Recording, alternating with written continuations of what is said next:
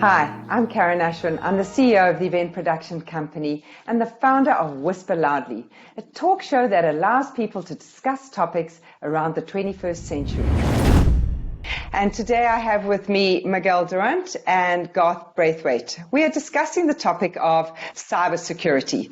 Now, what they tell me is we can talk about cybersecurity for weeks and weeks and weeks on end. So this discussion is going to probably be in two parts.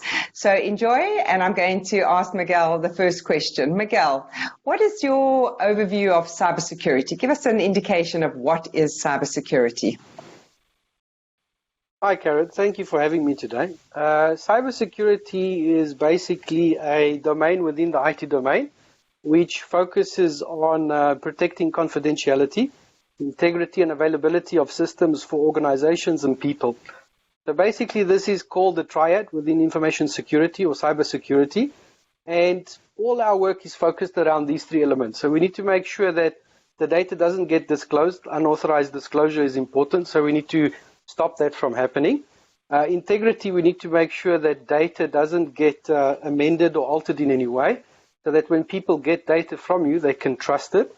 And the last thing is availability. So services need to be available for customers. So people like Amazon, when people want to buy from them, their service needs to be available 24/7.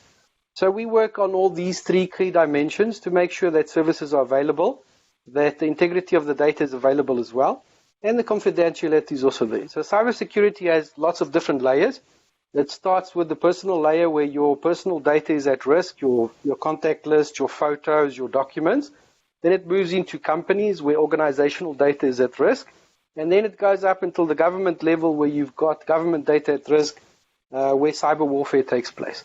I think that wraps it up in terms of what cybersecurity is. There's lots of technologies that support it, but that's the basic concept around cybersecurity. So, and it's become a really big focus now across the pandemic, and in the last 5 years, people have started paying a lot more attention to it. So the overall impact of obviously this increase in cyber attacks across the world it's increased tremendously. I mean, you're always getting these emails, watch out for, being fraud or whatever the case might be. So just give us a little bit more about the overall impact that it's had on companies or businesses, from a small company right up to a large company. So I think what happens across the board, I think probably about 10 years ago, 8 to 10 years ago, a lot of companies started having breaches. So typically people have breaches related to data leaks. So data is leaked outside, so people access the data and then they expose it online. There's no real value to it, and then people lose their reputational value in terms of security. Then you've got other companies that do payment card processing, for example. Those are a little bit more interesting. So there you lose your reputation if you lose the data, and you lose financially, because that data, as a payment card processing company, if you lose your data, you're liable for lots of fines. So that you get both reputational and financial damages. And a lot of the government entities, a lot of it's related to reputational damage. And there's also critical damage to critical infrastructure, which could be power utilities or telecoms, that get brought down for a whole region or part of a country. So, the impact can be detrimental or it can be negligible depending on how the hackers tend to use the data. So it depends on the intention. Sometimes it's a young kid that's just trying to prove himself. Other times it's a cyber strike that's been funded by a government. Other times it's corporate espionage that's funded by one competition to catch up with another company. So It really depends on what the intention is behind the breach. So it could have different effects. So, now we can all pay on our phones. I mean, like here, your Apple Watch, do your payments on your Apple Watch. I mean, is that a high risk or is that very secure? Well, Apple is known for providing very good quality software and good remediation on their vulnerabilities very quickly. It goes through PCI compliance typically, so any of these payment wallets have to do PCI compliance. They also do EMV compliance as well. And with these big multinationals, they're fairly secure to be used. I think you've got the Samsung Pay, you've got the Apple Pay, and these are fairly big companies supporting them. And to my knowledge, I haven't seen any breaches around that technology at the moment, so it's fairly secure. But using any of these technologies, you always need to be mindful of what you're doing. And but my view is it's fairly secure, but because there's not been any breaches at the moment. But in reality, everything is breachable. Where there's a will, there's a way, and that's what keeps our jobs going. So breaches happen, and we keep working on them to try and resolve them. I think that's how it works. So I want to ask Garth, his company has a saying that what you can't secure what you can't see. And I'm like, well, Garth, what does that actually mean? It's cyber. How can I see it? So help me understand this. Sure. Hi, Karen. Well, thanks for having me on your program. I think what is essential and what has grown over time is a lot of people don't actually understand the data that's flowing across their networks. Networks have evolved over time. They've continued to grow in scale. And we're at a point now where literally everything is running across our networks, whether it be in data centers, whether it be in our homes, whether it be in enterprises or small businesses. What we're seeing is this continual and never-ending flow of data. Now, in the past, with the lower volumes of data, it's been you've had a better handle of what you've been able to see in terms of how the network tools are enabling you to see the flow of data through the traffic. As it grows, and as we've seen in the last couple of months, we've seen the data move from inside the network to outside the network, coming into the network. How do you actually see what's going on the network? So it's key that you start to understand the traffic flows, the types of traffics, the various types of applications. And as you know, if we get back to Apple and Samsung with all these guys, all the applications that are running, those are applications that we as users use. But you've got to look at the applications that the enterprise and all the other businesses are running. How do you protect and look at those ones? So it's important to understand the flow of traffic through your network. Now, in the past, you normally have what we call north-south traffic, which means the traffic flowing in and out of your network. Now what we're seeing is traffic flowing east-west, which typically means traffic flowing between servers, between applications. And how do you manage that? How do you understand what's happening in those applications? How do you secure that? Because if you have a vulnerability and somebody manages or an entity manages to slip in some kind of vulnerability into an application, then you never get to see what's going on within your own network and how that's extracting. So it's really important to know what's going in your network, what's coming out of your network, and what's running through your network. So that's really what we look at doing. So, Miguel, what is your opinion on that? Because obviously now you're seeing all this information flowing, but now we need to remove the risks. So how do we mitigate those kind of risks? I think data in motion has become a very big thing, and there's lots of tools. I think the trick is finding the right tool for the environment and the need. That's all about getting the right tooling. So you get a proper specialist to come in, look at your environment, look at your need, understand exactly where your users are working from. Do you have typical only north-south traffic? Do you have east-west, depending on the size of your business? And then a specialist can look at it and see how to secure it best. I mean, there's a plethora of tools out there in terms of security. The trick is to keep it simple. I think that's always important. And make sure that you get the right value for the tools you buy. So it's an interesting one. I think cybersecurity is a very broad domain, and you need to secure it in multiple layers. The network is one of the key layers, which has been exploited for a long time. And those tools are typically more advanced because they've been developed over more time. Application tools are becoming more interesting now as well. But the trick is you need to use multiple tools. You need to train the people. I think people are very important in the cycle. Get the right processes in place and then get the tools. It's not all about the tools. It's about people, processes, and then tools. Yeah, I think... To Miguel's point, I think simplicity is the key. I think people try and, if you overcomplicate what's running across your network, and that is the real purpose of what I think as people in the industry we try to do, is you try and simplify this because, the more you simplify it, the more you can get to the root of the cause as fast as possible. And that is absolutely key. And it comes down to a couple of fundamentals, as Miguel says. But I think one of the things we tend to overlook quite significantly is the education of the people that are using the network. A lot of emphasis is placed on organizations providing security. But at the end of the day, as users and as individuals, we need to take responsibility for some of that security ourselves. Now, we can get into the various different types of security and how we generate passwords and all those sort of things. But too easy, people tend to forget that using a simple password is the easiest route for anybody getting into a system. Because it's difficult for us to come and generate passwords or whatever it is. Whether it's banking, whether it's getting onto your local store, whether it's eBay or whatever these things are, people tend to go with what they remember.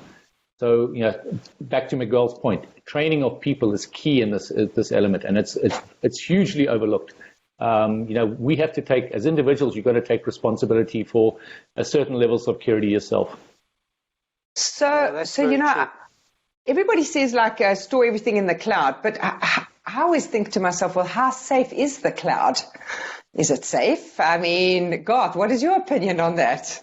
And then I'll throw it to you, Miguel. You just give us the opinions here. Yeah, well, my opinion on this one is some of the stuff is actually safer in the cloud than in people's own homes because of the way they structure the security in the cloud or in your cloud provider. Now, obviously, you want to go with a reputable cloud provider. If you're buying something that's cheap, it's generally it's going to be easier to compromise. So it's a trade-off between what you want, how valuable your data is, and where your perception of that provider. So, yeah, I have no issue. In the past, I would have had an issue with it, but where we are now and doing the work that we do, we're seeing heightened levels of security. In fact, you see more security in the cloud than you do in some of the other areas because of the overcommitment in terms of making sure it's secure. Because if you can't sell something that's secure, people aren't going to buy that product, and they invest millions and millions of dollars in these cloud providers. So, that's my take. And you, Miguel, what do you say? I agree with Garth. So basically, what happens is there was a big shift from people having equipment on-prem, which is within their own sites, and moving it into the cloud. So for you to be able to gain that trust, to be able to host that information in the cloud, you need to provide better security and better services. And I think that was one of the challenges when the cloud originally came around. What I've noticed over the past couple of years, maybe a bit longer, is as the cloud started picking up more steam, they started putting in more money into security. And they have teams running 24/7. They have much bigger infrastructure supporting the security, much stronger processes. They've got more investment in the people and in the tools. So they actually provide a lot better security than most small to medium enterprises can afford. As a small business, you don't really have the luxury of being able to have an IT manager and an IT security manager and a security guy. You typically have one guy and he's like the army of one, and the poor guy has to do everything.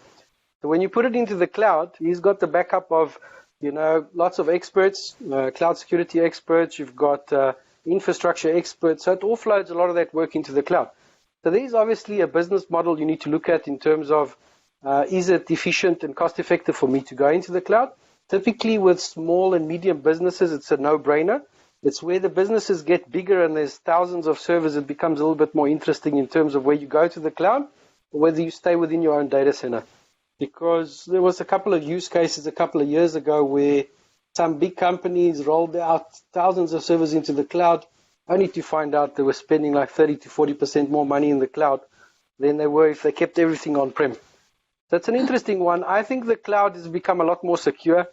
But the password is what secures your account. So if you have a strong password, you're going to be quite secure. If you have a very weak password, no matter what other security they have around it, someone's going to be able to get in there.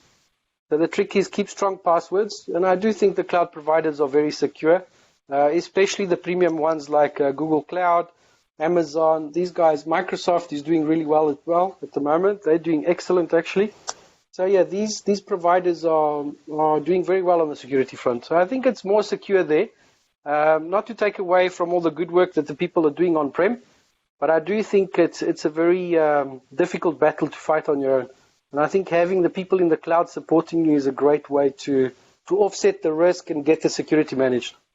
So a lot of companies that we engage with, often we can't give them USB sticks to input into their computers, etc., etc. Now, with COVID-19, everybody started working at home.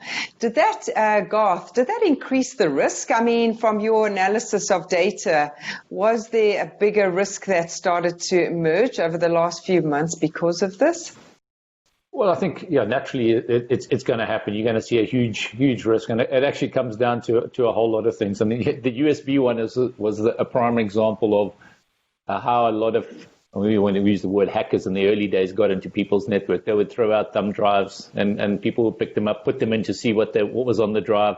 It was a score as far as they're concerned. And boom, that was the network taken over, vulnerabilities all over the place. So no, but you're seeing that from a work from home kind of environment. The step up that organizations have had to implement, whether it's a VPN, whether it's other secure types of services, obviously with the SSL, secure socket layer, or what we call TLS now, which is the next version of encrypted communications. But what we're finding, even with that, you're seeing that some of these sophisticated, again, using the word hackers, are embedding into programs, embedding into emails, utilizing SSL, which is, again, while we move into TLS, vulnerabilities in that. So it is a never-ending task. Your ability to look into those, into security, and this comes from the tool vendors, their ability to look into even secure communications is vital. So again, it comes down to how secure is your network. You're only as secure as the weakest link. What a lot of people don't do, and this is one of the things I have, and it comes down back to the individuals, is well, how secure is your home network? Because if somebody can get into your system through your home network because you don't have a secure enough system, then they're going to gain access to the bigger systems, to the enterprise systems. And that's why people, when we talk about small businesses getting hacked, why it's not important. Well, it is important because those small businesses connect to bigger businesses. So if they get a vulnerability that gets into a small business that may have access to sensitive data in an enterprise, it is like a friend of mine used to say, they spend 24 hours a day looking at ways getting in your network. How much time do you spend trying to keep people out?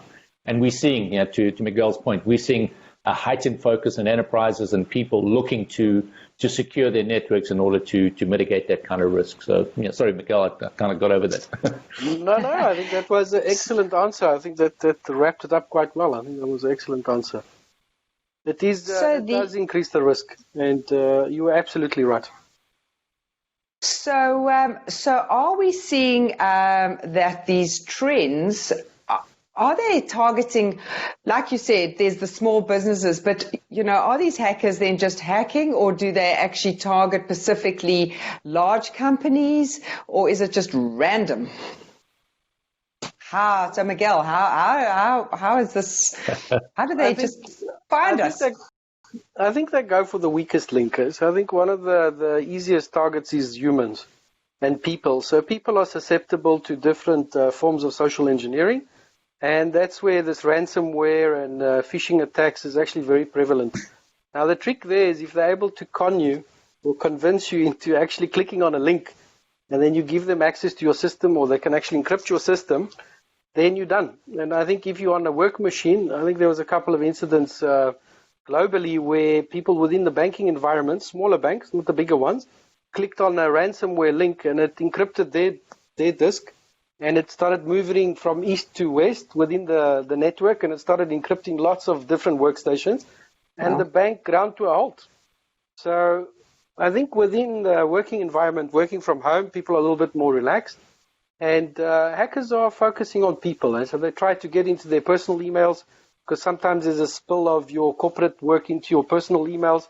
So that's one way to kind of get in.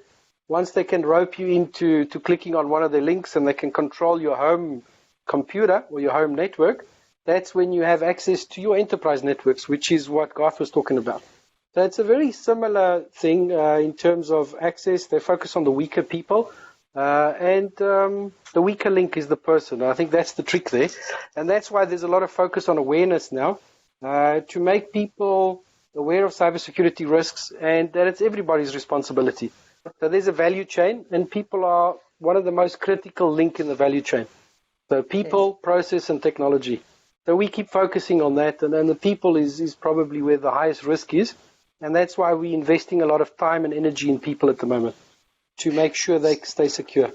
So Garth, so in terms of, I mean, there's so much data around in terms of we got the social side, then everybody starts to do business on WhatsApp, and there's too many communication platforms. So if it is the people, that's fine, but we're all doing business on different applications. So from you analyzing the data, is this also something that's a challenge?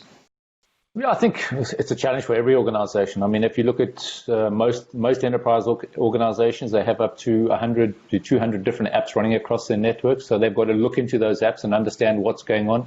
You've got to start to understand the traffic patterns that typically happen across those applications, and then you've got to start to look for anomalies. And that's essentially what companies are now doing. They're looking beyond the application. They're looking into the metadata of the application. In order to understand exactly how that application functions. They're looking at the types of packets that are running across the network. They analyze those packets to see if there's any anomalies in those packets, whether they're too big, too small. I mean, we could go into the technical element of what they're doing. But it is key. I mean, the applications are driving our economy. They're driving the business. They're driving everything. You get software as a service. You're getting security as a service. You're getting all these types of things. But those typically interact between applications. So you need to secure the transfer of data between those applications. So, look, it's a never-ending task, and it's a difficult one, and it's something that takes a lot of investment. And there's some smart people out there. And getting back to those the cloud providers, these are the guys that have the expertise. These are the guys that have the network operations centers and the security operations centers that can protect those vulnerabilities or look into them and have the sophisticated tools. But getting back to the point of origin. The weakest links are always us as individuals. It's okay, and it's crazy. It's crazy to think that, because they can spend millions and millions of dollars on security, but if you don't train your people and you don't make them vigilant in terms of how they're accessing the network, you open yourself up, and all the different devices that are now connecting. You connect your phone, your iPad, all sorts of. We won't even get started on IoT and the impact that can have. I mean, that's we'd be here for days, as I said earlier. But IoT is something that people haven't really thought about. And there will be billions of devices on the network. Now, who's going to protect that? And how do we protect that? And that's an industry that you'll see it growing now. There's all sorts of forums and how they do that and how they protect that. So, your washing machine connects to your network. Like, wow. Now, what happens if somebody breaches your washing machine and puts and implants a ransomware or something malware that jumps onto your network, that gets onto your work PC, that takes over the work PC, that's able to use your VPN hook bang into the enterprise network? I'm not trying to scare you, and it's when they take over my fridge. They must not take over my fridge. But the thing is, we can sit and laugh about it, but the reality is I've seen it done. Wow. I think Miguel would have. He probably. That's what. That's the stuff. So your thoughts on IoT, Miguel? Unfortunately, IoT, the nature of the devices, they're very small, and they're not built with security in mind. So they're built to do a very small task and get that job done properly. When they connect to the network, they don't have all these fancy operating systems and software applications that sit on top of it.